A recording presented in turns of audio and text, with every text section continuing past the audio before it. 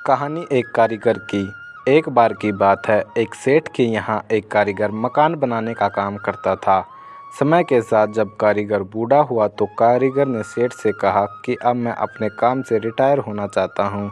सेठ ने कुछ सोचा और कारीगर से कहा कि चलो तो फिर जाते जाते एक मकान और बना दो।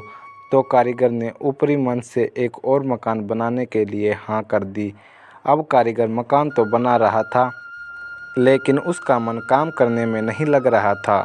सोच रहा था कि सेठ के यहाँ इतने साल काम किया तो भी जाते जाते कुछ देने के बदले मुझसे काम करवा रहा है। इस सोच के साथ काम करने के कारण घर भी सही से नहीं बन पा रहा था।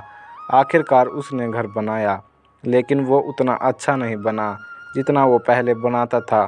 काम पूरा करके सेठ के पास गया।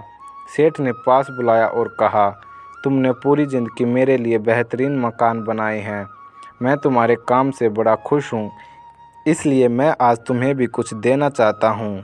तुमसे जो आखिर में घर बनवाया है वही मैंने तुम्हारे लिए बनवाया है।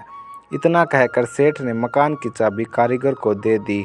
अब कारीगर मन ही मन पछता रहा था कि मैंने खुद के घर को ही सही से नहीं बनाया। दोस्तों, इस कहानी से हमें ये शिक्षा मिलती है कि हमें अपना काम ईमानदारी से करना चाहिए। बाकी जो नतीजा मिलेगा वो अपने अच्छे के लिए ही होगा। भगवत गीता में भी कहा गया है कि हमें कर्म करते रहना चाहिए, फल की इच्छा नहीं करनी चाहिए।